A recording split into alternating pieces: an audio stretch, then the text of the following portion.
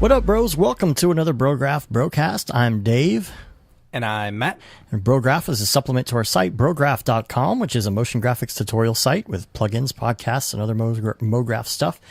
And on the show, we talk about everything ranging from motion graphics to Cinema 4D, After Effects, plugins, render engines, doing business, doing taxes, being a contractor, or working for the man.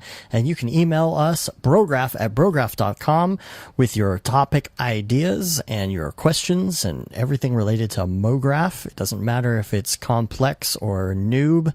We like to entertain everything and talk about everything. And I'd just like to put out an extra little thing this week at the beginning of the show to follow us on Twitter and talk to us on Twitter as well. Or really enjoy that. You can come hang out with us on our Slack. That's right. Yeah, Brograph.com/Slack. You know why they call it that? A lot of good conversations in there. Yep. We have been slacking off by using Slack. Hey, Dave. Yeah. You know what time it is? It's the most wonderful time of the year. No. Yeah, dude. You mean getting that Thanksgiving? Christmas spirit already? Yeah, Thanksgiving spirit. That's right. You know, the day after Halloween, you start getting ready for Christmas. Wrong. Okay. The day after I've Thanksgiving. already watched Home Alone 3 times. No. And No. watched Elf once. Wrong. You cannot do anything Christmassy until the day after Thanksgiving. That's not true because, you know, okay, so Halloween, you got Halloween, right? You got all the Halloween songs like the Monster Mash and stuff. Okay. You know, you can decorate for Halloween. Okay. There's no Thanksgiving songs. So I mean, there's the turkey song by Adam Sandler, but that's about it. Then that's not very good, you know? Wrap up the turkey in aluminum foil. Exactly. Yeah, that's a terrible song. Yeah. Anyway, no Christmas songs until after Thanksgiving for me. Thank you very much. Are you burning your blueberry? What is it? Blackberry cornbread jam? or blackberry what? Jam candles? Blackberry jam. Yeah, that's not related to Christmas at all, though. Oh, it's not. No, just a fall. No, it's just fall. They were the fall lineup of Glade or Glade, as I call it. For I don't know, maybe 5 or 6 years ago.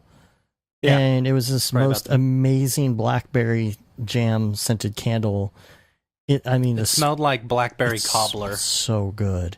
And all these people online too are trying to find it, you know, and they're like, why didn't you bring it back? You brought all the other stuff back and the pumpkin and the fall and all this stuff, but they didn't bring it back. So I bought it in bulk for years and I have just stashes of it everywhere. I've spent a lot of money on some of the spray bottles, you know, the little $2 spray cans I bought for like $12 a piece. It's a terrible idea. Yeah, but because I don't ever want to run out of it. It's like the best smell ever, and I don't know why. I even emailed them and I said, hey, why'd you get rid of it? All these people online are asking you, and you're not doing anything about it. They're like, oh, we have this raspberry berry thing. I'm like, it doesn't smell the same. Yeah. You got rid of the best thing you ever had, you jerks. You jerks. Whatever. I decided what I'm going to do for my my Christmas lights this year. What's that? So when my parents were in town, my mom completely like redid the whole like front yard area and like put a whole bunch of like, you know, landscape lighting and stuff. Mm-hmm. Well, I went and bought a bunch of the party gels for like lighting and stuff. Yeah. And I'm going to cut a bunch of those out and just put them on top. So basically it shoots red and green and blue and whatever all over the house. They have those little projector things that project but they're colors. So stupid. No, I got some good ones last year. They looked really cool. But, yeah. So MoGraph stuff. Yeah. We're back. People don't come here for the MoGraph. They come for the fun. BSing. Yeah. They come from the rat holes. But they come for the rat hole. That's funny. But yeah, we're back. We were traveling for so long, you know, so we kind of got back to work last week, and we're working on some fun stuff. We can't really talk much about it, but we're working on a cool thing for a museum, which will be kind of fun, like a projection piece. So that'll be kind of cool. It's at a prominent museum in the area, so we'll be able to say we did that. Mm-hmm. So that's been fun working on. We did forget with Haley last week to do the Brograph recommends. We're the worst. Yeah, and I need to have a template for my show notes. Yeah, because we've added stuff, and so now I'm starting to forget like some of the segments and things that we do. So I did, however, get the email back from her with those recommends. And we do put all the recommends at brograph.com/recommends, so you can see what everybody has listed. Haley actually said Blade Runner is her favorite movie. The new one, 2049. Oh, really? Or whatever. Yeah. Have you seen that, by the way? I haven't seen it, no. Go see it. Okay. Very impressive. Favorite music, Broadcast, The Black Angels, Brian Jonestown Massacre, and Lamb, etc. Yeah, I would think as a musician, it'd be hard to nail it down just to one. Yeah. TV show True Blood, podcast Smart Passive Income by Pat Flynn. I like that. That sounds interesting. I'll have to check that one out. Plug-in Rubber Hose by Battle Axe for AE. Yeah. Headphones, Urban Ears, website or Chrome extension, 1Password, which if you haven't used 1Password or LastPass, it's really, really cool. I don't use LastPass as much as I did before because now it's all kind of built into Safari browser. And then favorite life hack is meditation or journaling. Cool. So sorry, we forgot to go into that. I'm going to have a template from now on because there's so much now. Yeah, someone hit us up on the Slack and was like, "Oh, you forgot to do this. This is my favorite part." And I was like, we totally did." Yeah, so sorry about that. I was talking to no guest on the show today. No guest. This is just like us. we haven't done a show with just the two of us in a really long time. Yeah, I know, right? Gosh, my mouse is all. I don't know if my mouse is malfunctioning on the computer or getting a short in it. I don't know. The problem is that I purposely, every time I buy a new mouse, I buy an additional mouse to have on stock in case it dies. That's funny. Because I don't know how long they're going to have the old wired ball mice from Mac. I told Amy for either my birthday or Christmas coming up, which my birthday is in 1 month. So just everyone be prepared. December 3rd. Yeah. I'm a Sagittarius. The Logitech just came out with this new mouse power pad combo, So they've got this power pad. It's basically a USB powered, mouse pad, but the mouse is wireless and it has like a wireless charger inside of it. So, like, you can use the mouse, it's wireless, but it's being charged at all times, so you never have to worry about charging it. Nice. Which is pretty cool. I'm looking on here. So that's what I told her I wanted.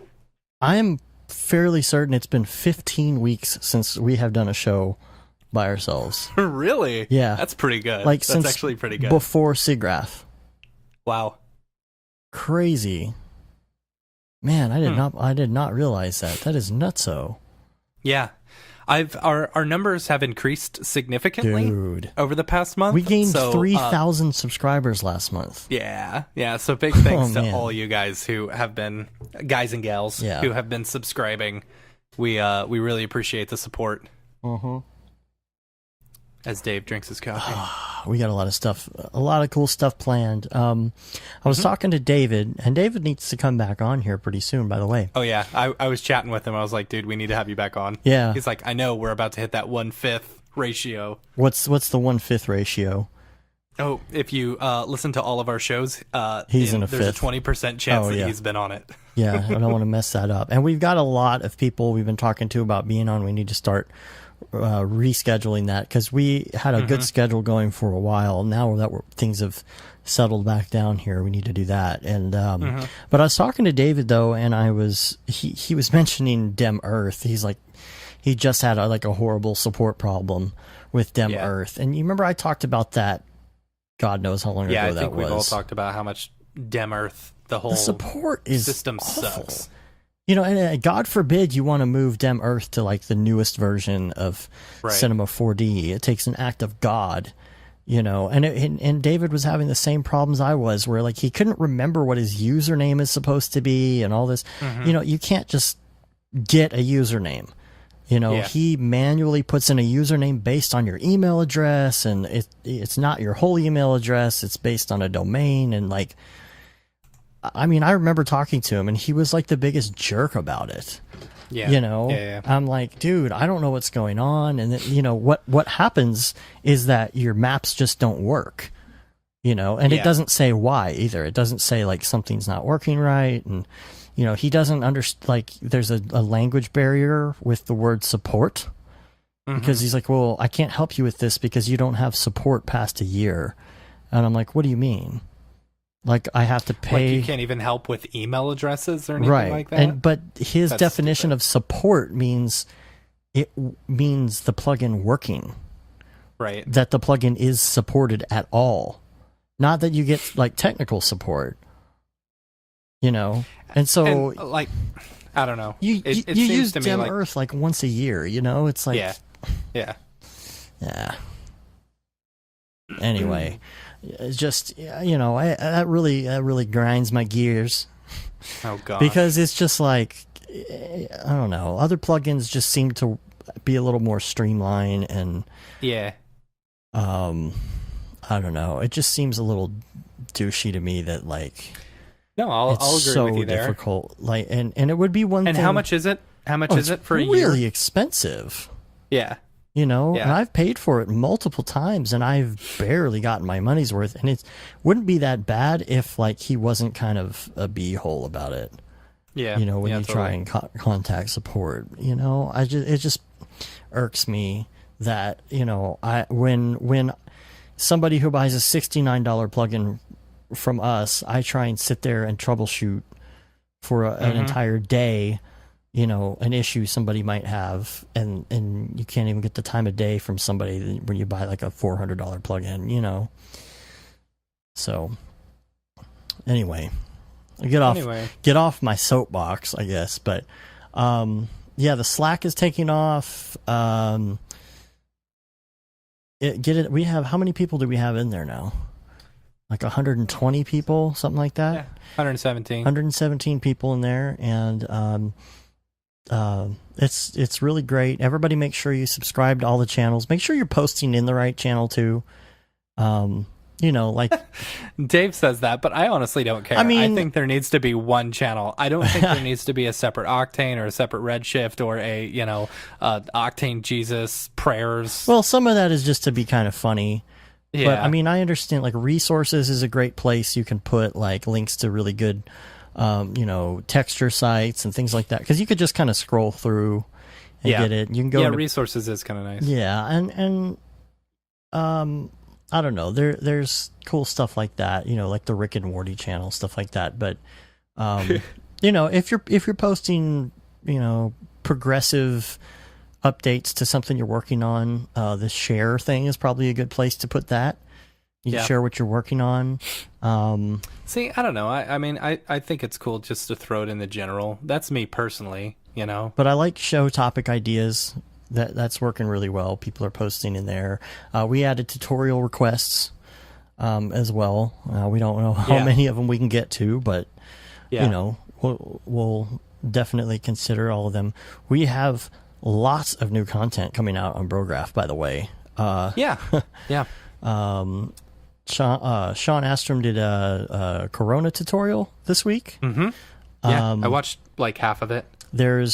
He actually had a second one, which I had done and was about to upload, but he was like, I can do better. I'm going to redo it. So he's redoing that. He plans on doing 2 of them a week.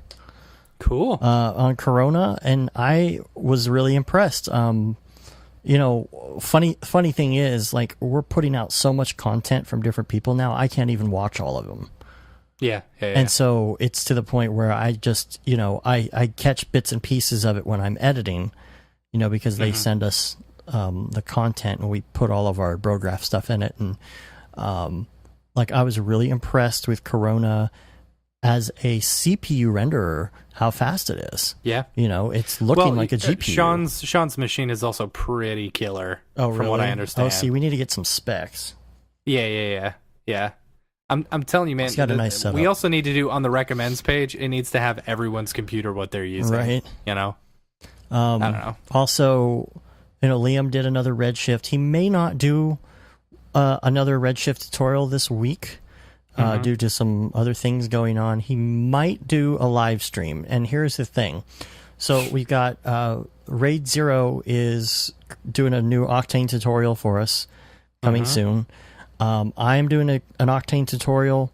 I was trying to do it this weekend, but our project got in the way. Did the t-shirts? Did you get? I didn't get the new T-shirt yet. Okay. So I wore the bad one. Oh, you did? The other day.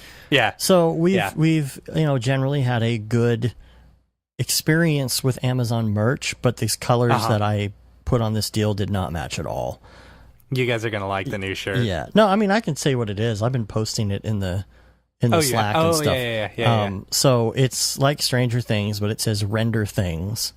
Yeah. And so I have a whole Octane tutorial, which I've already built and done a preview for. I've just got to post it on how to do a very similar style to Stranger Things. It's obviously not optical, like real optical analog. But it's how to get the same effect. Or a similar effect. And so I'm going to be doing that, and I'm going to do a live deal on that too this week. And so we are working out the details. We'll probably know tomorrow, Monday, hopefully by the time you hear this show, whether we're going to have 2 live streams or 1 live stream this week. Okay. If Liam can't do it, then I'm just going to take over the Thursday night slot. Thursday night time slot. Yeah. So you're fired. We got a lot of live stuff coming up. We're going to be doing more of that. We've been talking about how we're going to ramp that up. And so we've got that. Chad Ashley joined in our live stream in the in the chat this week. Last week. Was he basically like, you're doing it all wrong? I'm sure it was probably a little nerve-wracking for Liam to be doing. Just a little head shaking the whole time at home. He was, I forget where he was. He was watching on his phone somewhere, like an ice cream shop or something. I don't know. But that's funny. Popped in and he actually had good things to say and was helpful because people were asking some really good questions.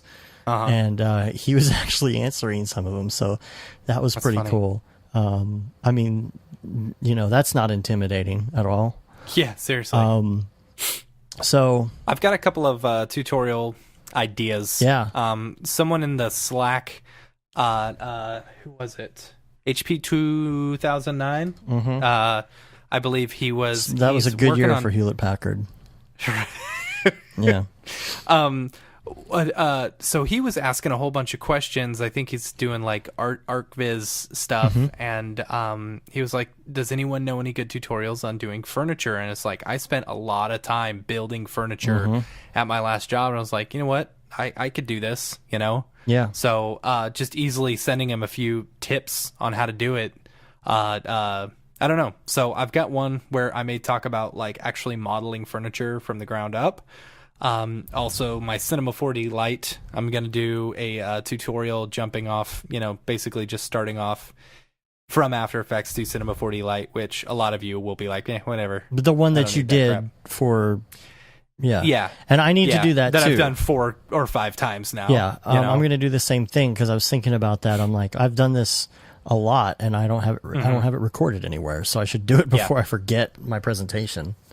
Yeah, and today I was playing around with Octane. So this came up the other day. Penny actually was in the Slack asking about like how to make like a clay texture. What would be the best way to do that? And so I've had it in my brain, and I just tonight I was playing around with it, and I modeled this little Santa Claus, like clay Santa Claus guy, like Rankin Bass. It's actually what Rankin Bass. Yeah, I guess Bass Pro Shop, whatever. No, Rankin Bass. Rudolph and right. Yeah, yeah. And what is it? Island of Misfit Toys or whatever. Yeah.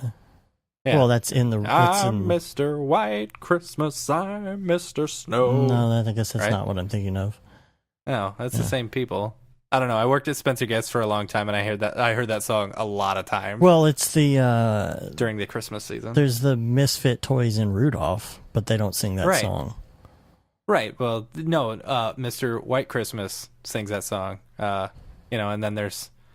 Never mind. In Rudolph? Anyway. I'm so confused. I don't know if it's in Rudolph necessarily. It might be in another one, but it's the same people who did that. I think. The whole old school clay animation mixed with Rankin Bass. So anyway, tonight I made this little clay Santa Claus guy, and I'm gonna show off, how to do like a claymation stop motion esque type look. Cool.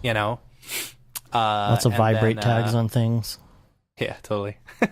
Like and then posterize time when you're done. I was gonna say posterize time. Yeah, dude, it's so much And easier then, to just posterize time in After Effects than to actually try and do it in Cinema. Yeah, I know you got to render the extra frames, but who cares? Yeah, and then what was the other thing? And so with this Santa Claus character, I've been working on this little like a rubber hose tube rig for Cinema 4D Lite. Yeah, I'm just gonna kind of tease that because there's no like character stuff in Cinema 4D Lite, so I've been kind of building one. Oh, okay, cool. And so I may end up using that and kind of show like how it works, but also kind of showing off also the sound effector because Santa Claus, he's got this little, he's got the mustache and stuff, and I'm gonna make his mustache move with the sound. So that'll be cool. I don't know. Yeah. Anyway, cool. So that's on my agenda one day. Cool. Well, Mitch Meyers, hashtag Coolfire, was on hashtag Coolfire. He was on Learn Squared this week. Not with Ash Thorpe. It was with somebody else though. I'm sorry, his name wasn't it the other guy who he worked on the Adobe After Effects thing with. Yeah. Interesting to see the process there. I think Phil Raid Zero somehow brought up the Coolfire thing in that stream. I believe, and so it was interesting though for him to see that not Mitch. I got to get the other guy's name because I don't remember off the top of my head. CV Art Smart, because Mitch was showing him CV Art Smart. He's like, "What is this? What is this magicness and what's this? Sorcery?" This? It's like, dude, it's Rick Barrett's Max on Rick. Yeah, Max on Rick. We got to make him a shirt. Yeah. Let's just call up Justin. If anyone finds a Rick Diet Coke, like share a Diet Coke with Rick, send it to me. Buy it and send it to me because I've got the Sanchez one. So oh, nice. And I've just been saving it because I need to find the Rick one. Right. It's funny that it was easier for you to find the Sanchez than the Rick. Definitely down in Texas it is. Just don't get it dirty.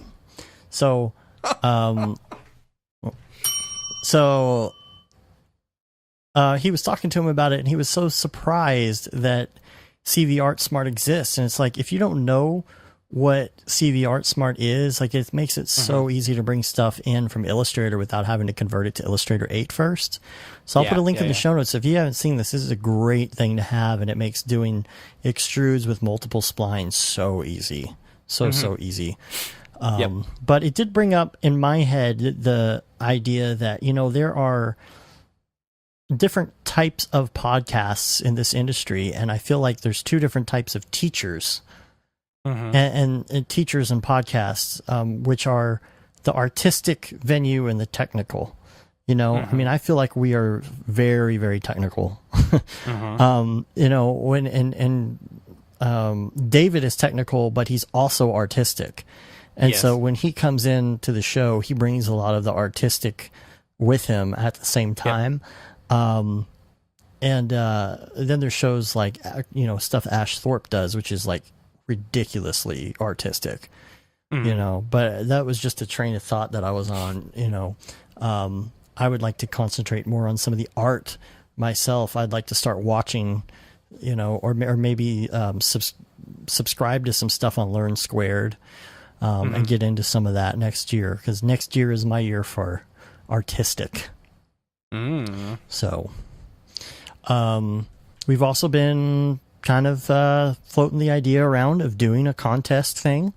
That came up in the Slack tonight. We were all just like showing off all of our old work and like our first demo reel or our first animation and stuff. Yeah.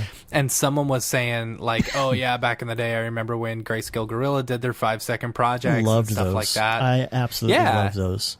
Yeah, and they haven't done one in a while. Yeah. And so I was like, I wonder if we could do like a 5 or 6 second project. And then, like, you know, my mind likes to kind of switch it up a bit. I was thinking, how cool would it be if you could get like an actual paid client, like a big company or something who wants to do a commercial. And then basically you've got this creative brief, you send it out to everyone and you say, okay, they're paying for this. So winners will actually, one, not only get into the commercial, but two, also get paid for it as well. I mean, that would be a pretty fun competition. Yeah. You know? But yeah, I mean, I don't know. That was my thought. We have enough people now, especially in Slack. Oh my gosh. Yeah. Like to where we could announce something like that and actually get some good entries. I think maybe we start with something small and just see how it goes and gradually build it up. I mean, I don't want to straight up do like a 5-second project. I want to do something different, but I don't know what that would be. I mean, it could be like a 6-second project. Yeah, I know. Yeah. Well, the thing is, like, you know, I don't know. There needs to be something. Yeah. There needs to be something. We can start small and just see if it takes off. Just see how it goes.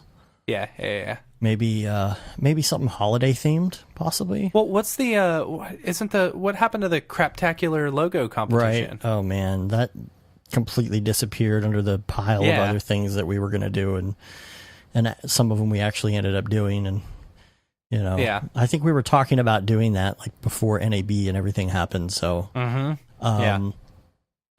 you know, maybe we'll revisit something like that. I don't know. We'll kick it around and see. I'll check it out. Dude, iCloud drives me nuts. I don't know what's going on.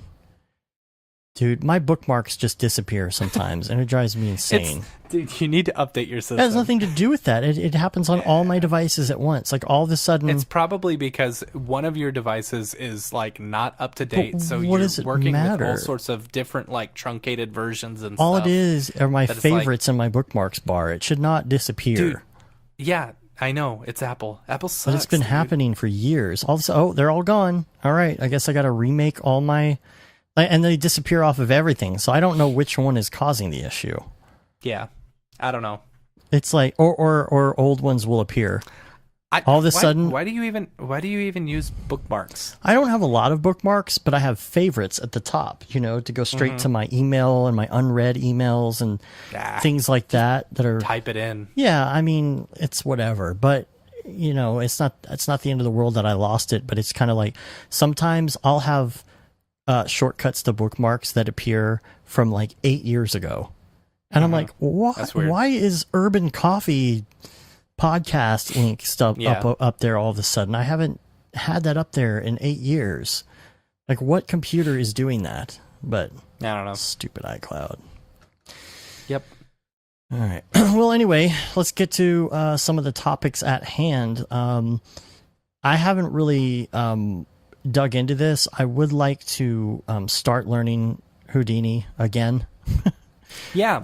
I don't know. Like, I feel like there needs to be a project that we want to use it for, you know?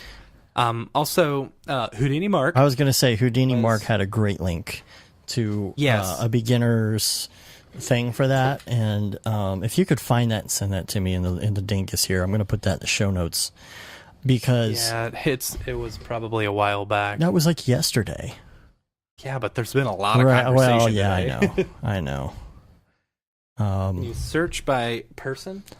I don't know. He wasn't on yesterday. You know what, though? You could go to PaperBot. PaperBot probably have it. It was yesterday. Here's what I like about PaperBot, if you are in the Slack, is that you can sign up for it and you get daily emails of everything that people put in the dingus. And you can also, I think you can log in. You could see like what more of the top ones were. stuff like that. Just every link that people kind of submit, but it will it'll say, oh, this one was the hot one for today. This got the most clicks, that kind of thing. And it's kind of a cool resources thing to have. Got it. I got the link. Okay, yeah, put it in the dingus and I'll. But yeah, PaperBot, check that out. Rohan Dalvi. Did you paste it? Dalvi. I don't have it. I'm doing it right now. Cool. Introduction to Houdini. Yeah, he said basically that this was a really good one, very easy to understand. 51 minutes too. Yeah, I'm thinking, okay, maybe after the show tonight. We started on time tonight. Yeah, we did. So and I was actually prepared today. So I'm thinking maybe I'll just do this tonight after I'm done. Just check this out with the free version of Houdini or whatever. What is it called? Yeah. Houdini Apprentice. Yeah. So other things this week, we had the new from the Great Summit, the Boolean plugin that came out. I want to talk about this. Okay. Because this was a big thing this week, and I think a lot of people were very, very excited about it. Yeah, I was. But they didn't I know, I was too. So I tried it out. Okay. And I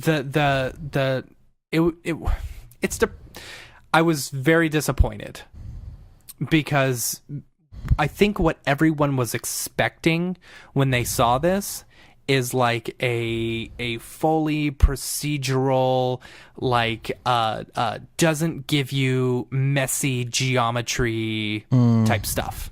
Like using Fusion. That's what everyone was expecting. Like using Fusion. Right. Using Fusion 360. Yeah. Right. That is not the way it is. I mean, I even saw Brandon Clements was like, oh, this could be interesting for people who don't want to get into Fusion. Right. And the thing is, it's using all of the same Boolean, built-in Cinema 4D stuff. Yeah. Now, I want to give it props because it does make it super easy to do this stuff and makes it very clean.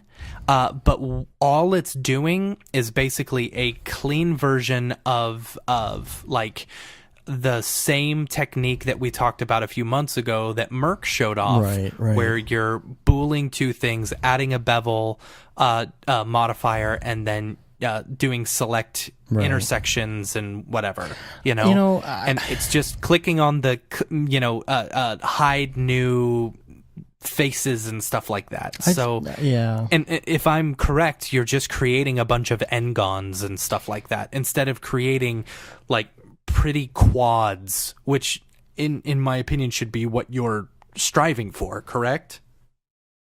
Yeah, I was in a conversation in Slack this week with some of these guys talking about modeling in cinema, and I feel like all these things are coming out to help us do what should be able to be done in cinema by default. I agree. The chamfering and just stuff you were just talking about, modeling in Maya, when I initially was modeling in Maya, it always produced pretty clean geometry for me, especially when doing bools and stuff like that. And then moving over to C4D, it was always so messy, And I think that's what people were expecting with this plugin.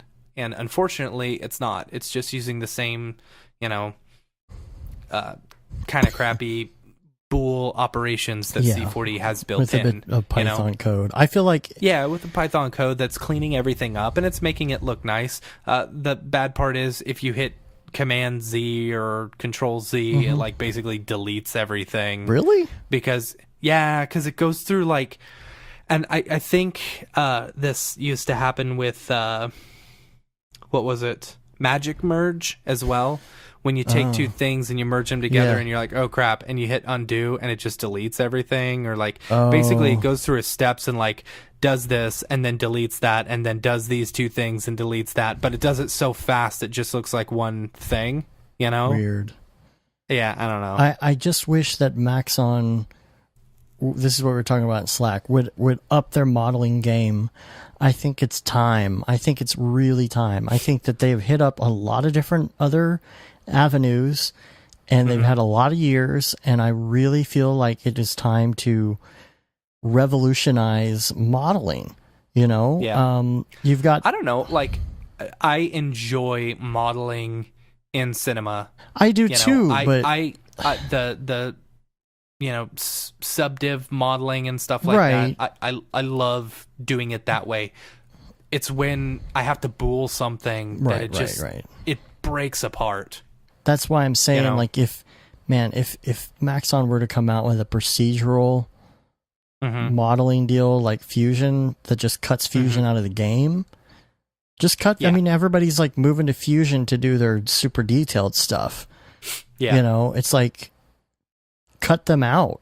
Like, don't let people move to Fusion. Come up with a cool thing. Like, it's time. Like R20 should be a game changer, I feel like. And so you know, hopefully they have some of that stuff in the pipeline. I know that they're probably a couple versions ahead in their own head.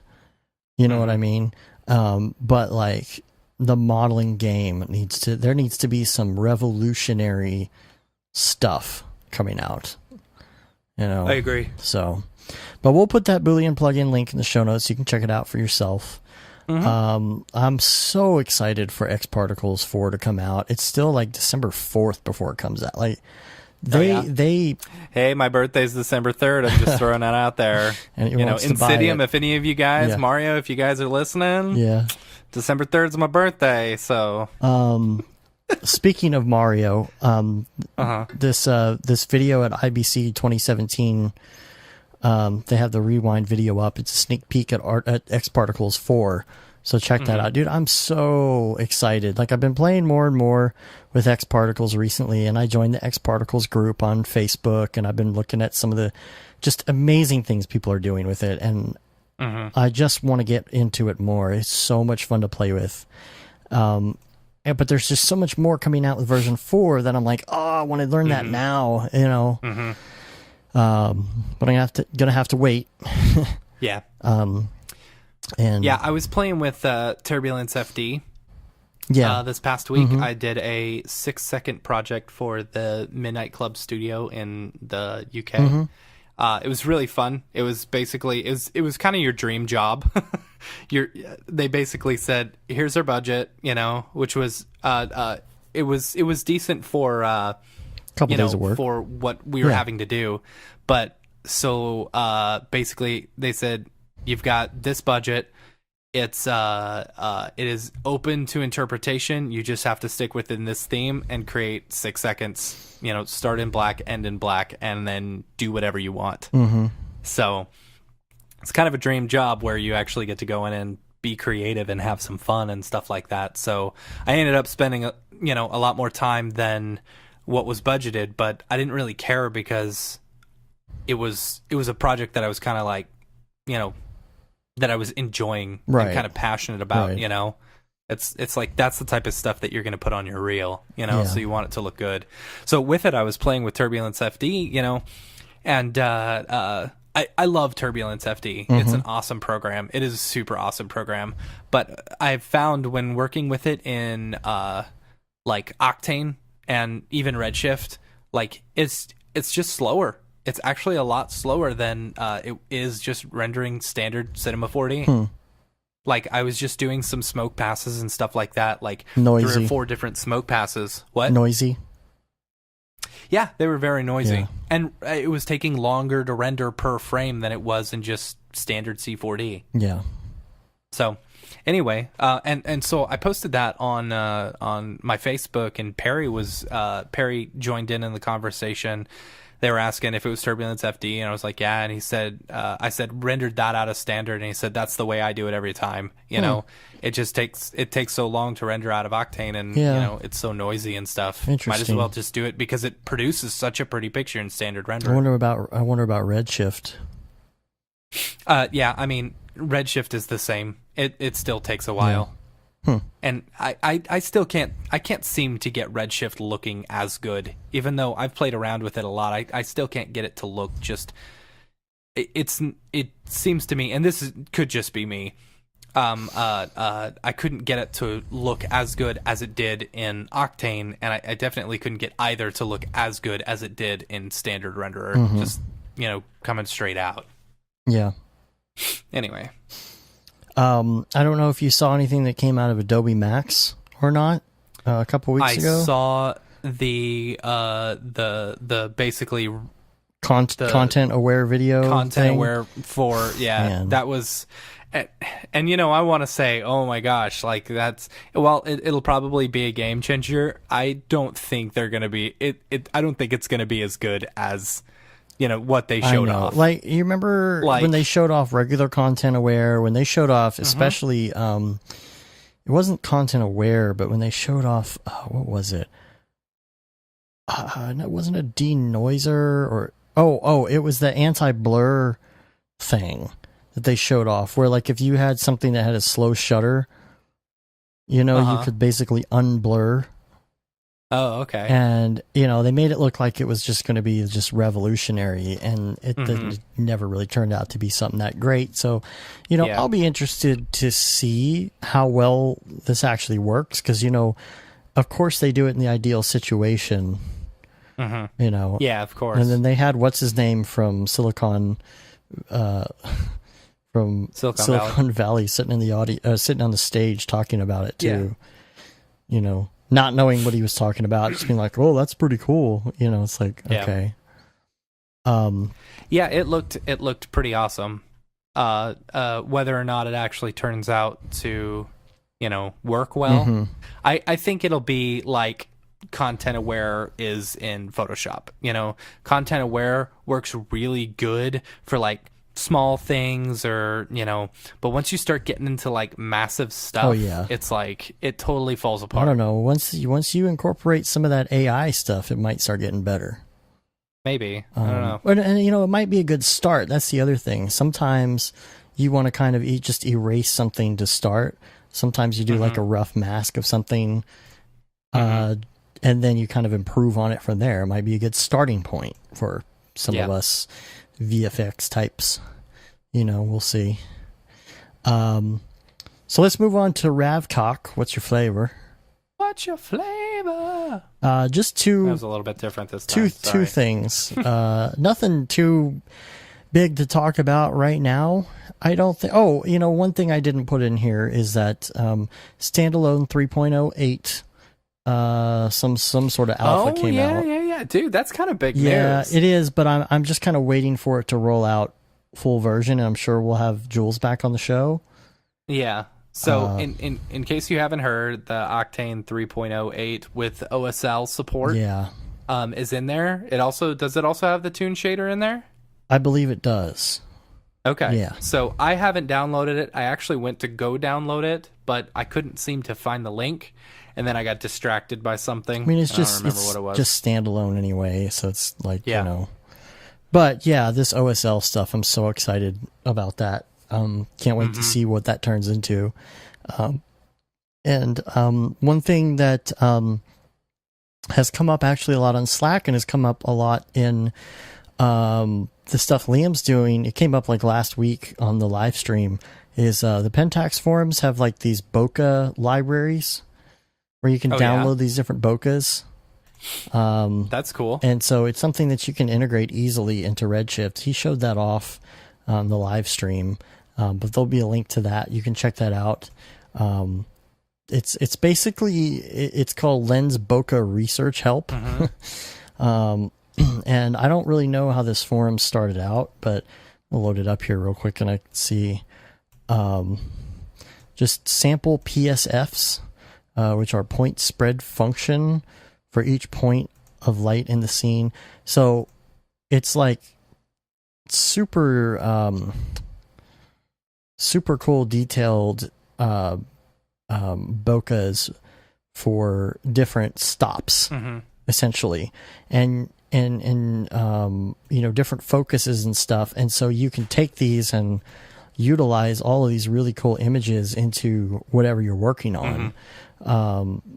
Really good possibilities here. So there's a link to that. And then also, I didn't realize this, but I guess something is going on with Windows. There's a couple different things. I guess After Effects is not supporting the 10 series graphics cards for CUDA right now for their 3D ray trace stuff. Oh, really? So if you're using a 10 series, the new version of After Effects will not do ray tracing for some reason. You can have like a 980, but you can't do it with the 10 series. So there's a link to that. I doubt it's going to be like that forever. Huh.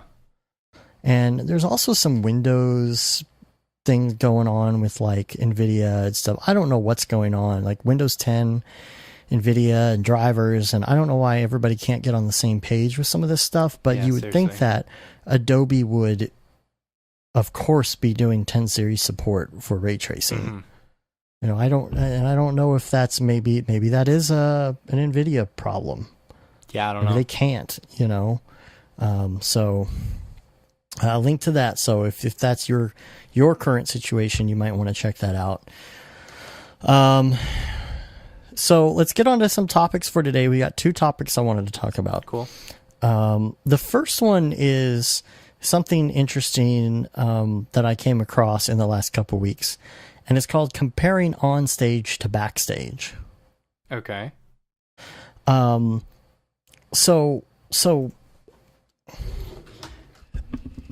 There's a show, it's called the Unintended Consequences podcast. Have you heard of it? I have not, no. I heard a clip from it on another show.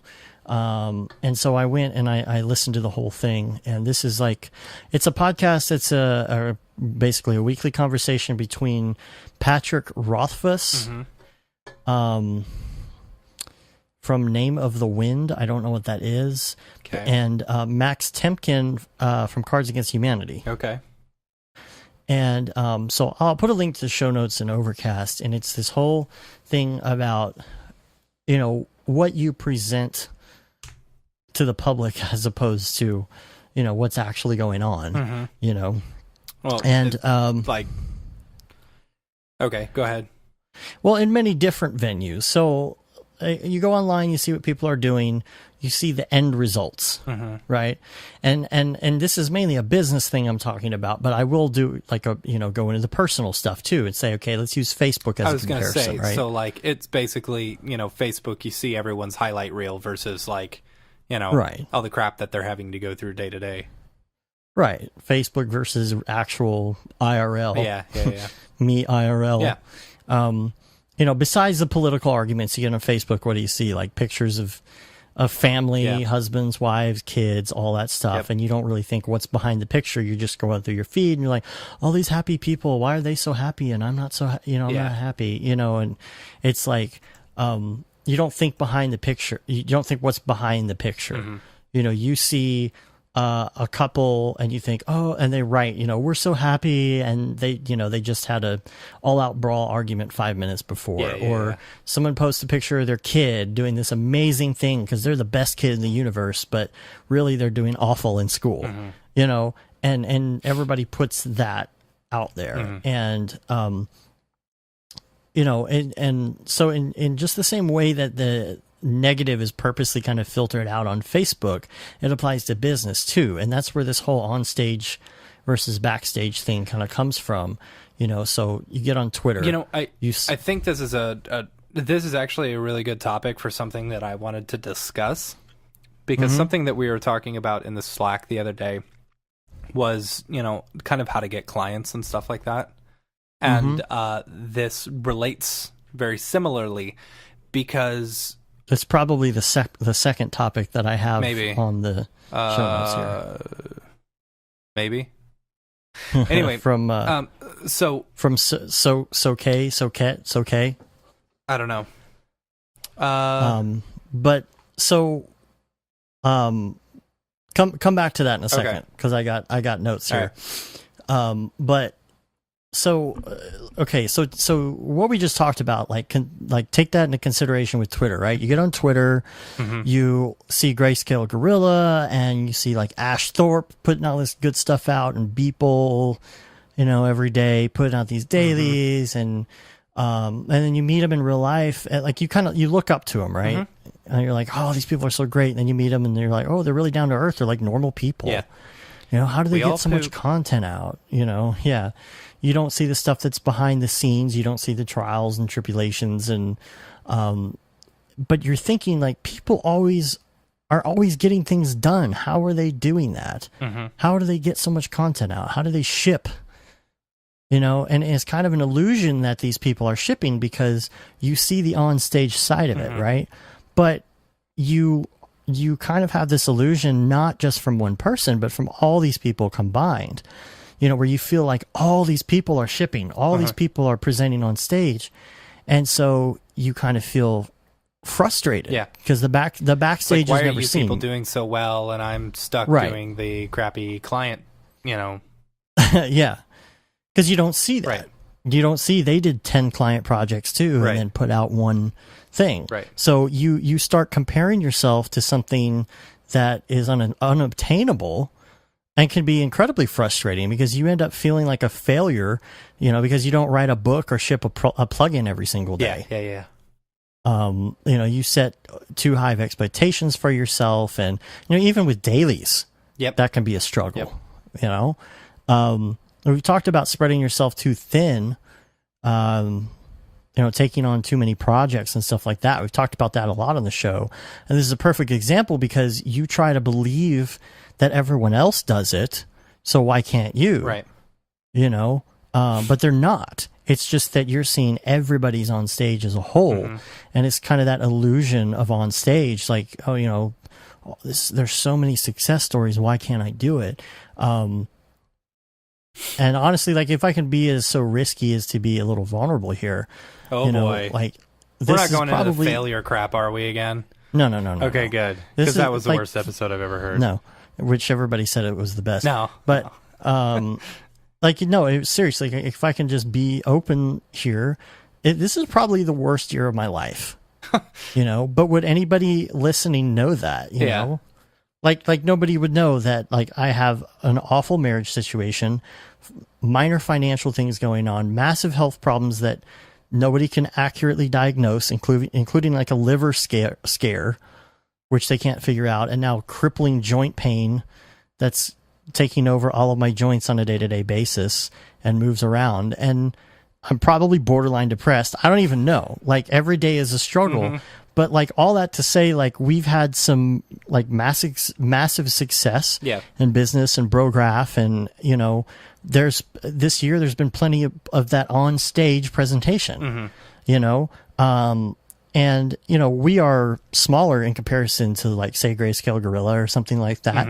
But there's so much in the day-to-day that nobody knows about. Why? Because you just see the on-stage part of it. You don't see backstage. So, don't let social media and the illusion of how much content you should be producing get you down, because everybody's human. Everybody's dealing with things. No one is more important than anyone else. You're just special just the way you are. Oh, jeez.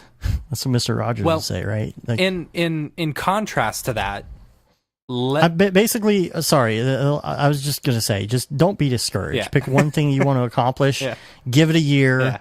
It's not as easy as the interwebs make it look. Okay, sorry. Well, here's the thing, and like, you say it's not as easy as the interwebs make you think, but I'll also say it can be as easy as the interwebs makes it look, because really it's all about getting yourself out there, like creating that on-stage presence. We were talking on the Slack about how to get clients and how to get bigger clients and stuff like that, and really, like, what it is you have to put your stuff out there. You have to have people know what you do, and we're guilty of not putting enough physical stuff out there, like work that we've done, because we don't really love a ton of it, and the stuff that we're gonna put Yeah. out is actually going to be the fun stuff that we do ourselves, you know, or Right. really fun projects that we have to do.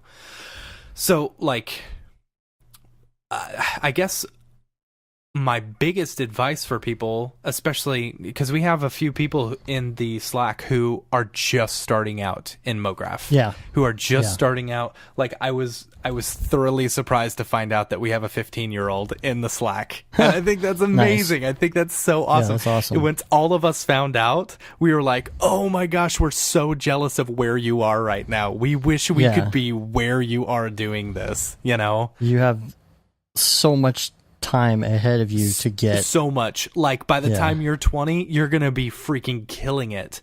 But you have to keep in mind, you know, he was asking a lot of questions yesterday, you know, and I didn't realize he was 15. You know, I thought he was our age asking these questions, and I'm like, well, come on, man, you should kind of know this stuff by now, you know. But that's the thing, like, you know, this is where you're learning. And so, like, my advice to him was, get out there, put your stuff out, you know? Like, Brograph didn't grow to, you know, where it is today just by being complacent and, you know, putting out crappy shows, which we've put out a few turds in our day, you know? Right. But we've also polished quite a few turds, you know? And we just keep going. Yeah, we just keep going. We just keep doing it. We're consistent. You know, we are consistent. We're not putting out dailies. We are putting out weekly podcasts that are anywhere from an hour and a half to 4 freaking hours long. Yeah. You know? Dude, I can't imagine, like, everything that we have to create with right now, having that in 1994. Gosh. Oh, God. I know. Man. If I had gotten into this What stuff in high school.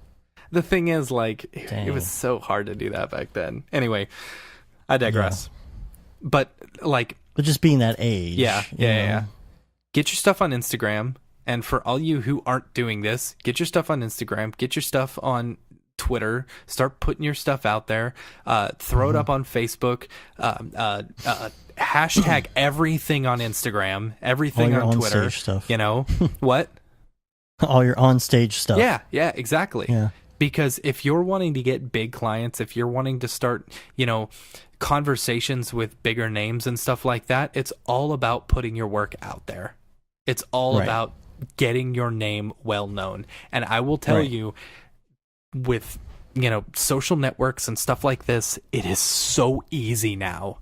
It is so easy now to start conversations with, you know, people you look up to or something, you know? Mm-hmm. I don't know. It's like a dead mouse. Yeah, just like a dead mouse. And I woke up my kid. Fantastic. It's going to be a late night tonight. How did you wake up your kid? You're not even being loud. I don't have a door. Oh, man, you need a door. He also fell asleep at 6 p.m.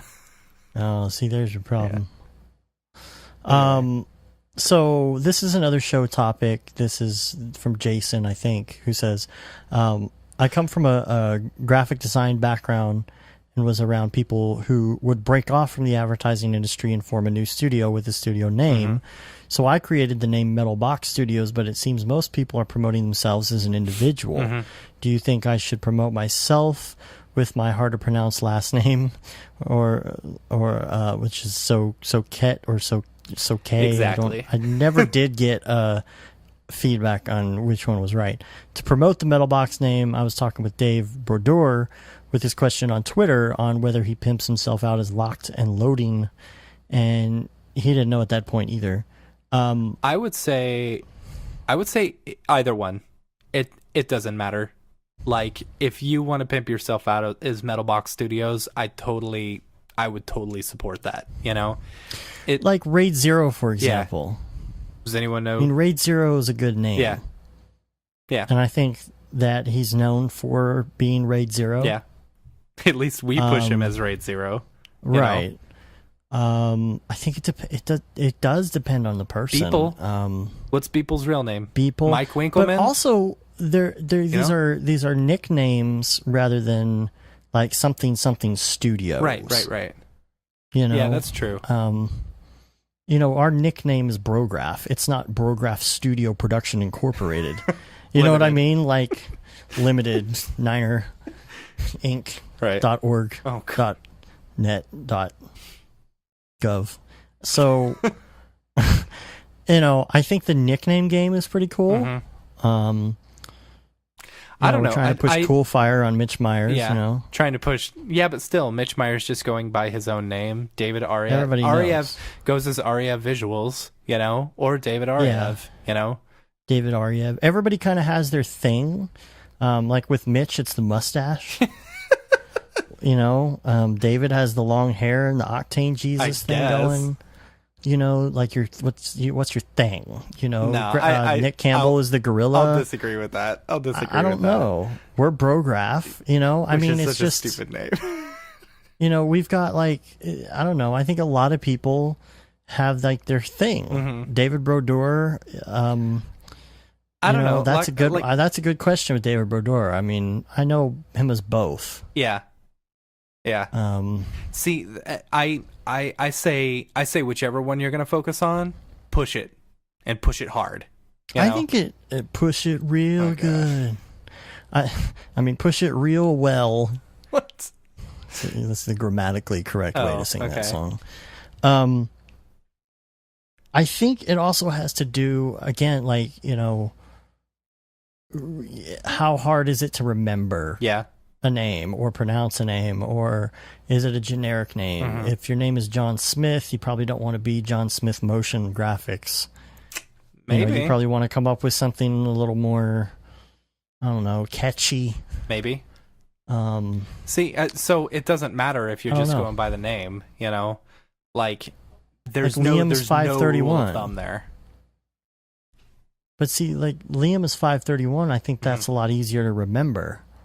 531. I think it just depends on what you're doing, and what you want to put out there to be memorable. So I don't know. I think there's. I don't know if going with something studios is the best way to go. Yeah, but you don't want to go as Metal Box. That would be weird. Hey, what up on Metal Box? Well, Metal Box Studios. I think. Yeah. I mean, it's not that it's bad. Here's the thing. It's just when I don't you know say if it's, studios, it sounds like there are multiple people. and which can be a good or a bad thing. Mm-hmm. I think studios also makes it sound expensive. That's. I think that's good. Even though, well, here's the difference. I think, the expectations from people is that they're going to be working with a studio, not that they're working with an individual. Right, but a lot of people don't want that. A lot of people want to work with Mitch Meyers. Right. Or Beeple. And if they do, it's not like they don't know that they're gonna have to pay. Mm-hmm. It's just when I hear the word studios, I think too much overhead. Yeah. That's what I think. Yeah. You're paying extra, you're paying a lot, but it doesn't mean that you're gonna get the same thing that you would get. If, let's say, Mitch Meyers is working for Metal Box Studios, you're going to be paying a lot for that. Yeah. Right? Because you want Mitch Meyers, but you got to go through the studios. I don't know. To me, it just feels like I would rather work directly with Mitch Meyers. Right. Because I know I'm getting what I pay for. I'm not paying for the $500 chair he's sitting in. Right.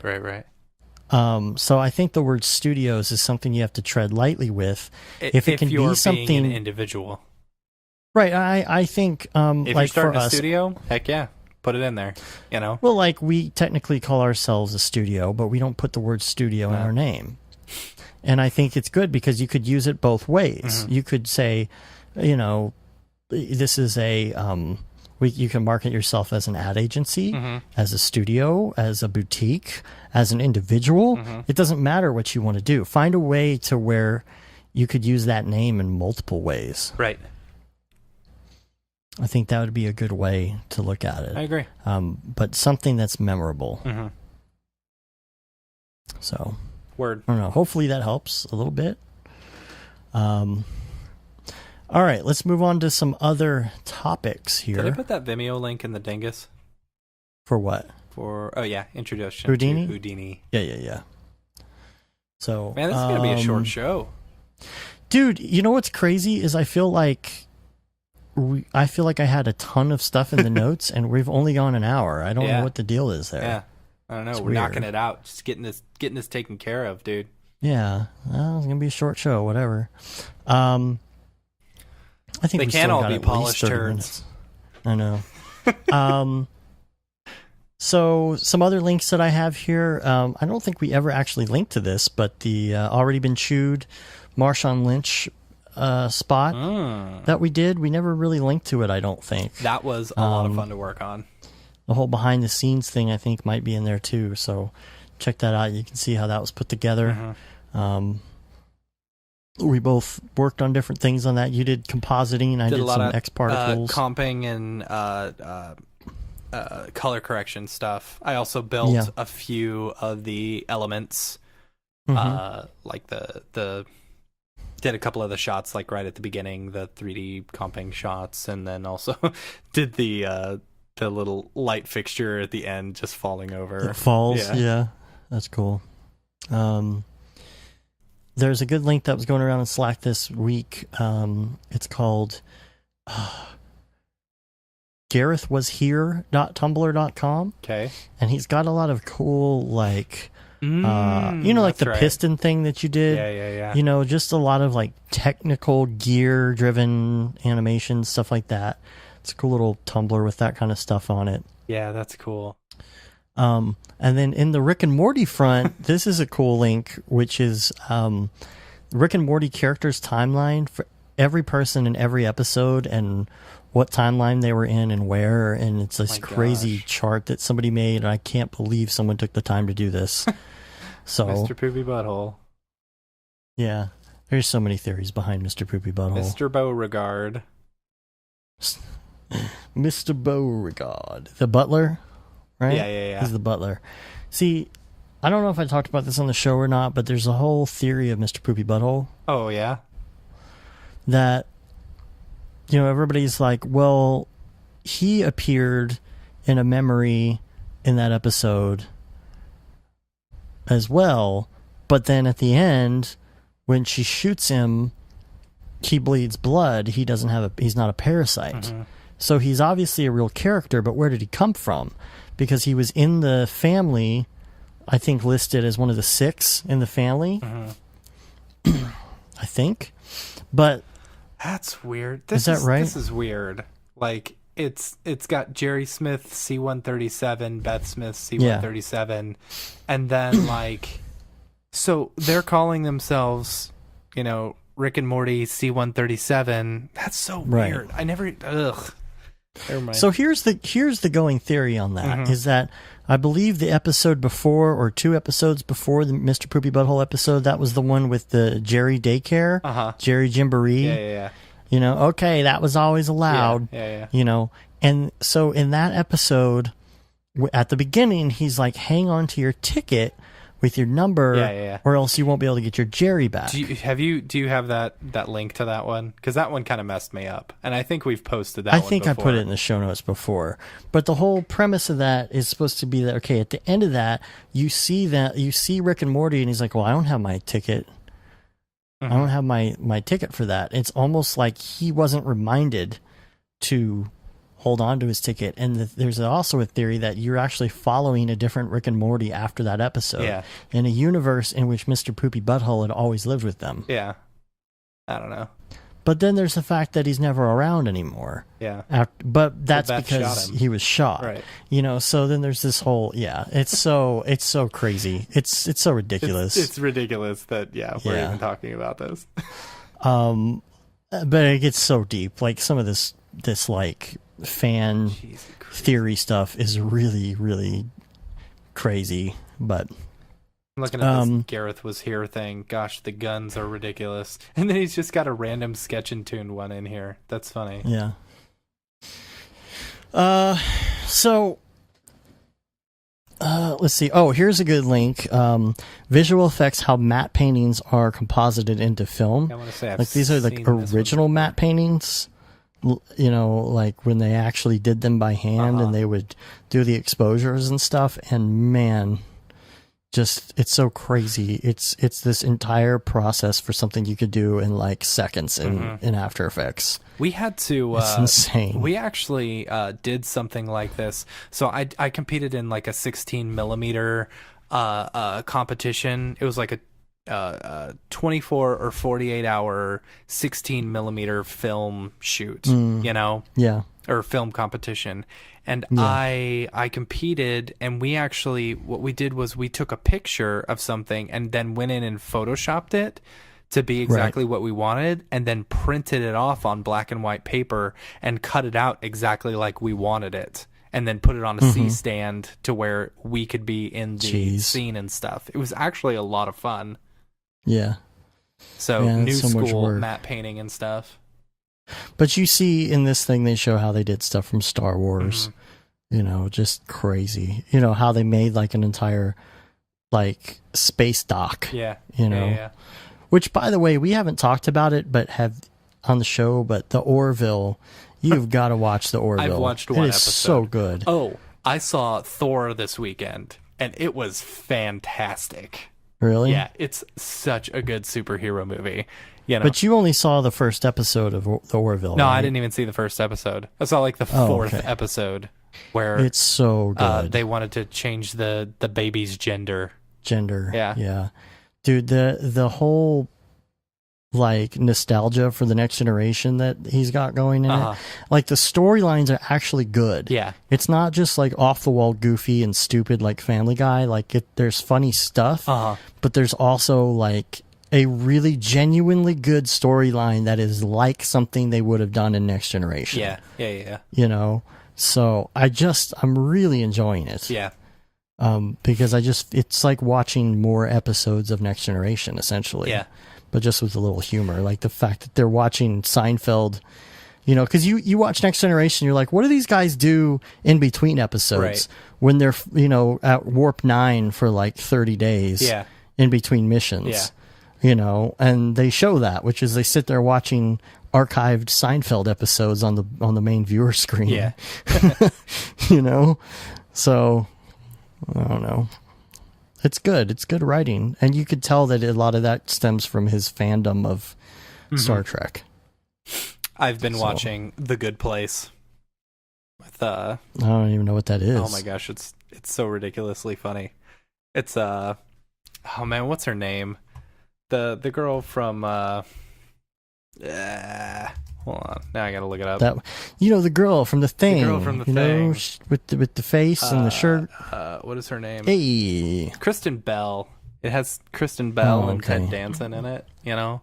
And so she dies and goes to the good place, you know? And I'm not going to ruin it, but like all this, and she's not supposed to be there. Like she realizes, oh crap, they got the wrong person. And so I'm actually supposed to be in the bad place. In hell? In hell, yeah. So interesting. Anyway, it's a ridiculous concept. But is this a Netflix joint? Nah, it's CBS, but they've got the first season on Netflix. Oh, okay. Yeah. And then you know, just finished up Stranger Things season 2. Oh man. Yeah, boy. Dude. It was good. Just blasted through that, man. It was very good. God, that was so good. Yeah, we binged like 4 hours straight, me and the wife, the other night. Yeah. Dude, I watched that in one weekend. I believe it. Man, that was so good. Yep. Some other things we got here. Listary.com. Somebody recommended this as an alternative to Windows Explorer because we've been talking about, you know, different file management alternatives. And then you posted something to battleaxe.co/overlord. Yeah, what was that? I don't remember. It was I just had your link. Oh yeah. Okay, so it's a vector animation workflow. Oh yeah. Right? That's right. So basically, I don't know, it was very cool. So like you create stuff in Illustrator and immediately are able to like bring it into After Effects to animate. Right. Or no, you basically just it's like a button that you press and then it immediately transfers everything. Right. As like shape layers and stuff. Mm-hmm. It's very cool. Very cool. Yeah. Anyway. All right. So that covers that. So you know what it's time for. It's time for us to read an email and get out of here. People, where'd you get that people? What's up with that guy? So, first thing I wanted to say is that we got feedback from Mike. Beeple, as you guys know him as. Mike, on a couple things, or BFF. which I thought was really funny because I think some of the times that we thought it was Redshift, it was actually indeed Octane. Yeah. He said, what was it? Like, we got only 30% right, 1 out of 3? Yeah. But what I think is really funny is exactly what I said last week about the small stairs. Remember? Yeah. Because I was like, he's probably like, dang it. He's probably listening like, dang it, I just didn't want to redo the stairs. But no, that's the thing, is that we did the small stairs, and here's the problem that happens now in our timeline of the Beeple's People story, is that we now have to incorporate small people. Well, yeah, but now we have no sense of scale, because the problem with all of these is, you put the person in to have a sense of scale. Now you have no idea. Right, because you got small people, so you got small stairs, so you got small scale, so we don't know whether it's small scale or big scale. Right. You really messed us up there, people. Right. Like with the radio now. Yes. That's out there, yes.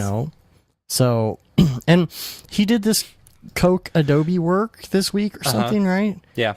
What was the hubbub about that? I don't understand. Are people upset about something? I mean, it was actually his daily and stuff like that. And I think people were not happy. It's a sponsored daily? I don't know. I think people were upset about that, but honestly, I don't give a crap. Oh, is that what it was? It was like a sponsored daily? Yeah, maybe. Another design for at Adobe and at Coca-Cola. Great practice working to a brief for those two starting out. I don't know. What I think is interesting, though, is that, so I think it's pretty. I think it's a very pretty design. But when you look at the top one, I think it actually looks like Pepsi. It looks like Pepsi's logo. Well, their logos are kind of similar. They are, I don't know why people get their panties in a bunch over this stuff. It's like, you know what? More power to you. Yeah. If that's what you can do, create dailies for Coke. It's like, sweet, totally. Dude. Yep. I don't know. So let's get into it, though. Let's go to, if you're following at home, this is going to be October 29th, Year Overlord 2017. This is going to be... Oh, this is the one you commented on Twitter, actually, called Harvest. I said, way to go. Now you're just throwing all sorts of wrenches into people's people. And then he called us, like, goons or something like that. Yeah. So... This is the one of them all praying to the tree. Mm-hmm. Mm-hmm. So I guess the... Nah, go ahead. I'll let you say. Well, I gotta say, this is very much so a single... tree from Forester. Very much looks like a Forester tree, the way the branches are set up. But they've been praying to so many things, and we have this whole story going on with the trees providing oxygen for this new world that's being created.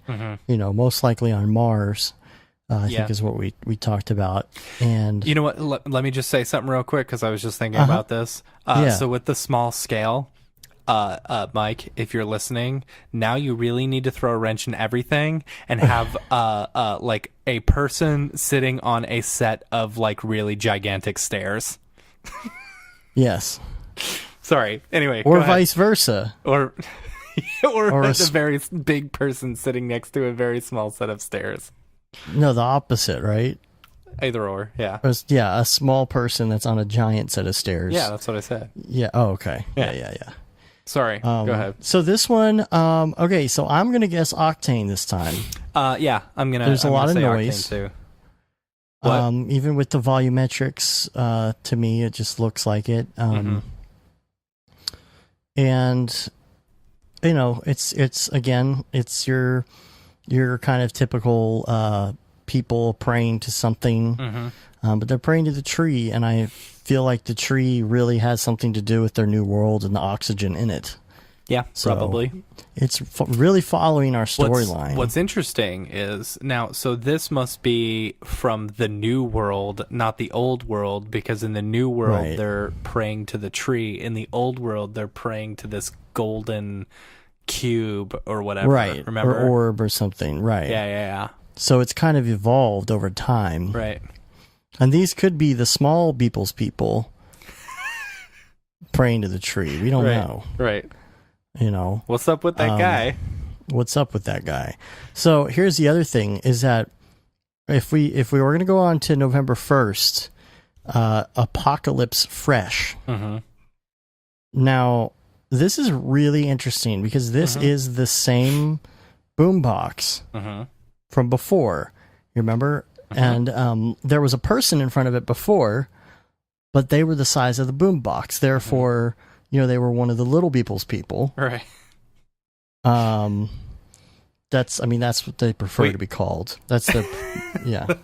No, I think we need an actual nickname for them. Oh, what do you call little people's people? I don't know. Leeple's people? People's sheeple. No. I don't know. I don't know. I'll have to think about that. Nah, those are all the people praying. Those are the people's sheeple. Those are the people's sheeple. Yeah. Yes, that's true. Yeah. So all the people in the last one are people's sheeple. The big people are people's people. The praying people are people's sheeple. And they're in the people's steeple. No. Steeple. In the people's steeple. In the people's steeple. In the people's steeple. Okay. Yeah, that makes sense. Oh, gosh. Hold on, now I'm going to look up a rhyming dictionary. Go ahead. And they're all stacked in a big heaple. I don't know. All right. All right, so this is the same radio, which is interesting. And it says Apocalypse Fresh. So, like, this is kind of, like, making a little more sense to me now because, like, the one before, the thing was lit up and it was kind of like, you know, had power going to it and you had a person in front of it. And now this apocalypse has happened, like, the next day. And you see the pink goo on the ground. Now, wait for it. I'm really going to tie this in here. Oh, boy. Do you remember they were farming the people in the goo? Right? So I think that these people, because they're farmed in that goo and that pink ooze, I feel like that pile of bricks fell on that person that was there and smashed him, and now his pink goo is all over the place. Okay. Like, this is like the next day. The apocalypse happened, the guy's been smashed, the sky is falling. Apocalypse Fresh. Yeah, maybe. Get it? I really like the look of the boombox, though. Yeah. Really like that, and the brick. I'm thinking this is Octane. Yeah, I'll go with you on there. But I love the pink. I wonder how he Yeah, I did think that. the pink is great. I wonder if I wonder if that's just like a sticker or something. I mean, you've got reflection and stuff, so it's definitely in there. It's definitely probably not Photoshop, but yeah, really cool. I like it. Let's move on to the last one here. This is going to be November 3rd. This is called Unicorn Zero, and the name of this intrigued me. Because I can't figure out what the name unicorn would represent. Yeah, I don't know. In this. Dude, I gotta say, I really like this one a lot. I really like this one a lot. Like, I mean, you know, it's got a lot of the same people stuff. It's got the portal. It's got the space band. Yep. It's got the, you know, the landscape stuff. But this one is actually very pretty. I mean, I'm not saying all of this stuff's not pretty, but this one is like, I don't know. It touches me. I like the pink. I like the small pool. Yeah. I like that the water is going inside of the pool. Did you notice that? The what? Or the water is going inside of the portal. Is it? Yeah. It looks like a straight line to me. It looks like it's kind of going in a little bit. You're not looking at the Tumblr. I am looking at the Tumblr. You're not looking at the Twitter. Oh no. I like the flare and the glow he's got going on. I'm trying to figure out the significance of the pink. Oh, if it has to do with like right. the pink from the last one, you know, the pink goo. I wonder if there's a tie-in. But these two colors are definitely really cool. So, yeah. I don't know. Storyline-wise, I don't know what to say about this one. Oh no, this is this is one of the portals. This is one of the portals that he's going. There's always through. a portal. Oh no, I mean, sometimes they're yeah. I mean, there's a portal. This is taking him to another world. Maybe this is when they were first trying to find. Oh, okay. So they're explorers, and all these different portals are going to all these different worlds. They're like what is it called? The star surf. The what? I don't know what they're called. Anyway, Necronomicon? I don't know. No.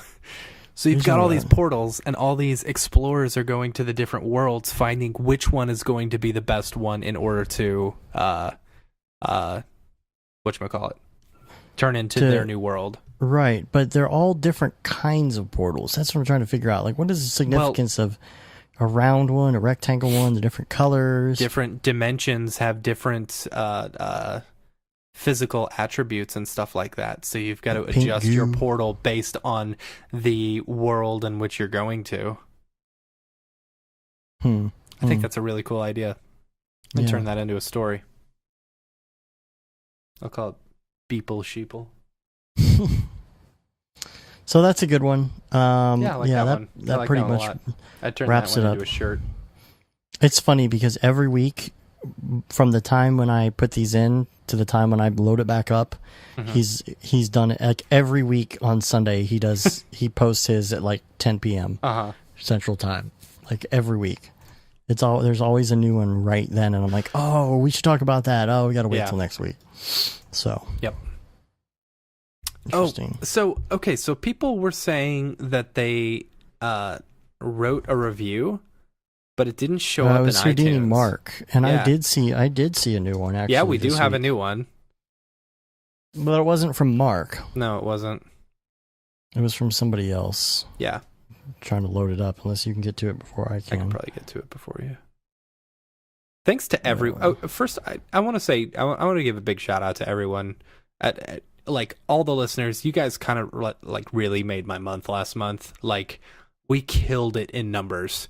Like, oh yeah, subscriber numbers. Like we reached a whole new rank in numbers and stuff, and it felt really, really good. So all you people who are listening, all the people who are sending emails, all the people on the Slack who are like just chatting and having a good time, and like, dude, you guys make us feel like just so special that anyone would even care about our opinions. So thank you guys so much for actually like participating and being a part of this stupid Brograph name. We've got 2 reviews here. We've got I've only got one. We've got October 25th and 29th. See, I've only got October 29th on mine. Yeah, we had the one from the 25th, and it's the only one, and I'm in actual iTunes. Okay. It says, listening to this podcast has the vibe of going to a meetup and hanging out with some good friends and talking shop about the motion design industry. Cool. Matt and Dave are funny, unbiased. Quote unquote funny. See the pun there? I do. And they tell it like it is. Life is too short to spend your commute listening to NPR talk about a bunch of crap you don't care about. Stay up to date and focused on your craft. And then, I don't know about unbiased. We're biased on some things. I know. I am, at least. Like, we reflect everything. You can't exclude reflections. Everything has Fresnel. Right. And the title of that was Love This Podcast. And then there's another one, another review here called Pretty Good, I guess. That's pretty good, I guess. And if you do motion graphics or are at all interested in 3D, then this show is a must listen. This show goes more in depth than any other podcast on these topics. The older shows are also still very relevant. That's good to and hear. Useful. Yeah. And so there's a lot of great stuff to fill your podcast feed up with. Yep. So there you go. We've got 44 5-star reviews. Thank you so much, everybody. You guys are amazing. Love that. Yep. Let's go to some email social before we get out of here. Remember, you can email us, brograph@brograph.com, with your show topic ideas. Don't forget to send those in. I know, I or guarantee hit us you, up on the Slack and go into the show topics channel. Just I add something in guarantee there. you, there are people. I mean, we want to know what you think about the show. We want to know questions. We want to like. There's so much that you could email us, and I know that there are people. You know, like I saw somebody posted in the Slack the other day. They're like, "Oh, I've been listening forever, and I've never sent anything or posted anything." I know that there are people out there like that. You're sitting there, you got an idea. You're probably in the car on the way to work. You're like, "Oh yeah, I'll do that when I get there," and then you forget. It's so easy. Set Brograph yourself at a reminder. brograph.com. Just say, yeah. "Hey Siri, remind me when I get to work to email Or Brograph Alexa, and tell or them okay Google. that they're dumb." Yeah, that they're dumb. Please don't tell us that we're dumb. Urban Polar Bear had a topic idea, but we kind of addressed some of this the other day, so I don't know. We won't really fully get into this, but like knowing when to use a certain bit depth for rendering and when to use certain frame rates for tracking, stabilizing, with avoiding overkill, you know, i.e. 4K at 32-bit OpenEXR for a web video. Yeah. We talked with Raid Zero quite a bit about that as far as bit depth, but it's true. Yeah, if you're doing a web video, you know, why would you be rendering OpenEXR multi-layer 32-bit just crazy if you're going to do something that's like not that important? Yeah. You know, there's always a reason that you could be using 32-bit OpenEXR, you know, with multi-layers, stuff like that. If it's a project that is not just going to be for the web, but you're going to have like a nice quality product at the end, yeah, like totally. But 4K, a lot of times for tracking, people will track proxies. You know, frame rates, you want to stick with the frame rate or you're going to run into trouble. Yes. You don't want to like down convert your frame rate or anything. You're going to have issues, but like you're going to have a bad time. You're going to have a bad time. There are some reasons you would use a proxy and wouldn't use a proxy. Sometimes what I like to do, if I'm doing something in 4K, but or even if I'm doing something in HD, but I'm rendering a low quality version, like a half res, I will put that half res at 200% within After Effects pre-comp, which is that pre-comp is 1920 by 1080. So at least when I'm working with it, everything's the right size, you know, because the worst thing that can happen is you put something in just as like a raw half res, and then you realize, oh, I masked all this stuff and I did all this stuff at the wrong size, and it just becomes a big pain. Motion tracking, again, frame rates, you want to stick with that, but that's really the only thing I have to say about that, because most of it is about bit depth, but we already talked about that. Yeah. So, Matt Lloyd said, "Holy moly, I'm your newest disciple. Yeah. Just been studying the heck out of interior lighting tutorial. Perfect for the job I'm doing. You rock." Thanks, man. And this is ash.com. I don't know who, I don't believe that's Ash Thorpe. Yeah. This is ash.com. Said, "Just heard about Motion Hatch on the Brograph podcast. Call me intrigued. Can't wait." So that's that. That's coming out in a day. So you guys will listen to this on Monday. Nice. It comes out tomorrow. Cool. I believe. So Awesome.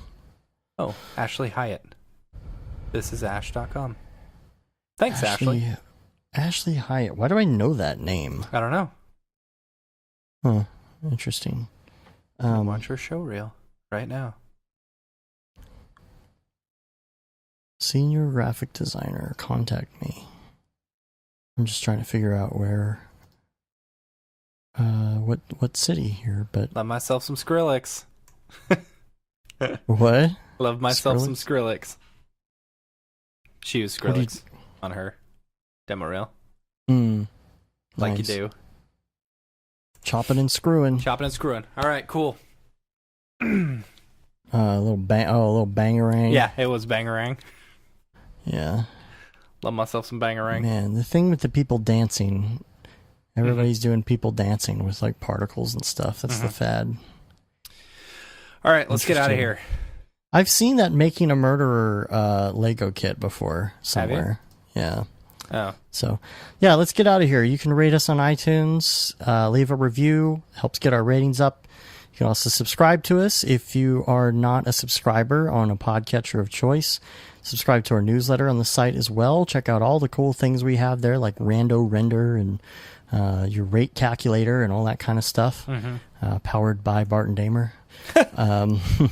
We need to have him back on. Barton Damer Inside. We need to have him back on. We need to Barton have back on, David back Brodeur. on. I know, so many people. Yeah.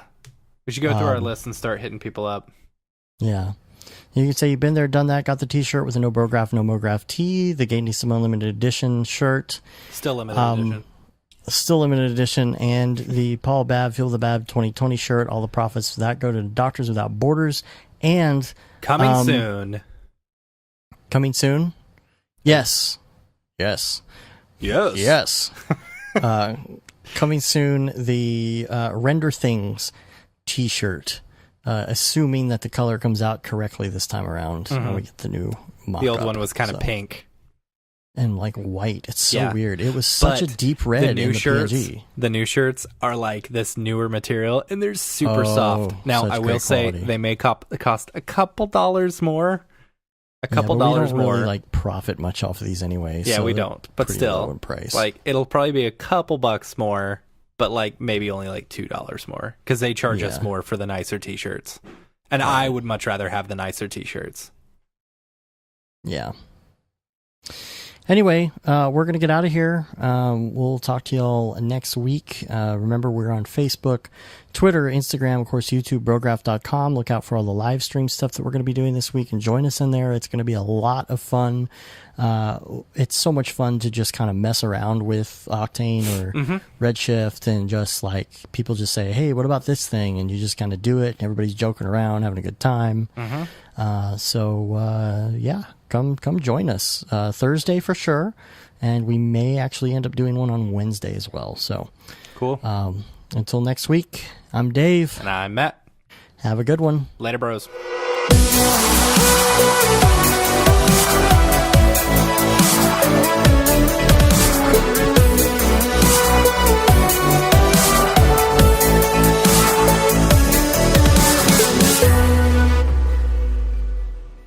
It's pretty good, I guess.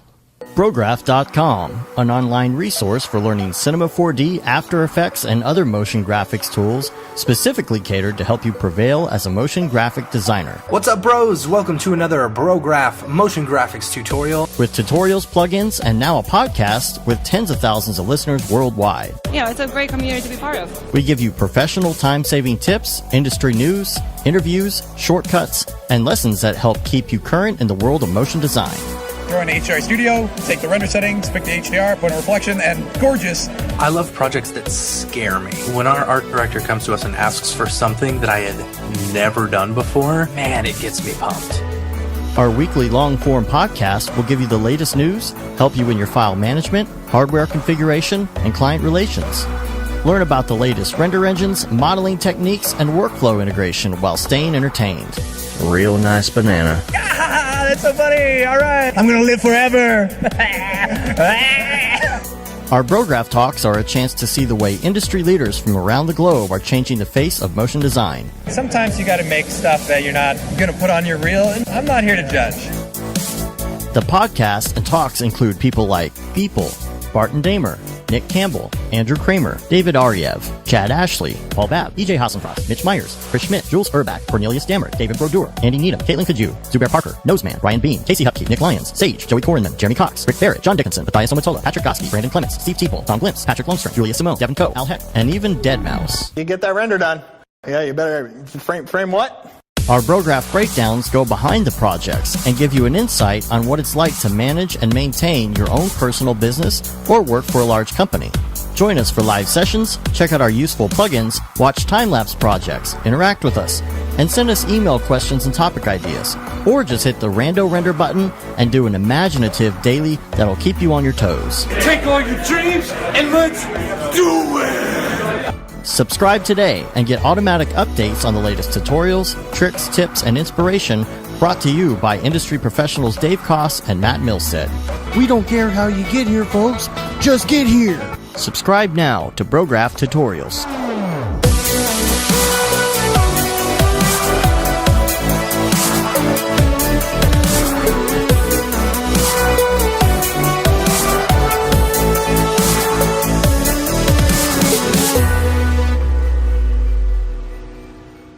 It's pretty good, I guess.